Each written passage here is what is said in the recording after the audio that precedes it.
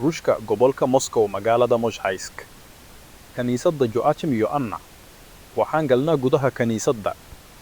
Dabaqadda kaniisadda waa goglan. Heerka aadiga ah, qaabka aadiga ah. Oo halkan waxaad moodaa in rooga qurxoon dhulka la dhigay. Laakiin tani maaha roogag. Tani waa doobo. Aad u qurux badan. Ilaalinta aadka u fiican ee daboolka sagxadda ayaa la yaab leh. Dad badan ayaa si joogto ah u xaadiri jiray kaniisadda, laakiin sagafyadu waxay wajihiin kuwa cusub. Waxaan weydiiyey mas'uuliyiinta kaniisadda maxalliga ah. Dabaqadaha kaniisadda lama soo elin. Kuwani waa tiirar duuga oo tayadoodu aad u sareyso. Inkastoo qarni iyo bar laga soo wareegay. Halkan waxaa ku qoran qoraal soo saaraha. Koos iyo dur Moscow agga geedgaad.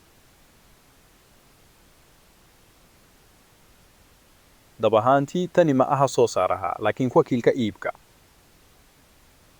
Taleefannada dhoobada ah waxaa soo saaray shirkadda Jarmalka ee Villeroy iyo Bosch. Kremlin ee magaalada Moshaïsk Cathedral ee St. Nicholas. Dhismo qurux badan oo cajiib ah. Si kastaba ha ahaatee gudaha kaniisaddu way ka duwan tahay. Tiles isku mid ah oo dhulka ah. Midabo kala duwan iyo qaabab kala duwan ayaa lagu sameeyaa meelo kala duwan. Sirka xidigta leh oo saaran sagxadda macbadka. Naqshado iyo qaababaadu kala duwan. Kaniisaddan dhoobada ayaa meelo ka dhacay. Sumada soo saaraha ayaa noqotay mid muuqata. Shirkadda Polish ee Merwil oo ka timid Warsaw.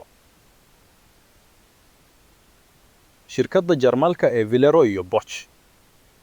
Qoraalka Metlech Merzik wuxuu muujinayaa in kuwani yihiin forno Jarmala oo dab ah. Taasi waa lagu sameeyay Jarmalka.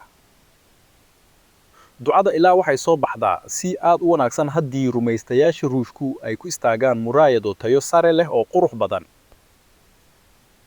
Waxa lagu sameeyay Poland iyo Germany. Waxay u muuqataa in ilaaha qaadirka ah uu jeclaa iskaashiga ka dhaxeeya Ortodokska Ruushka, Katoliga Polish iyo Protestantka Jarmalka.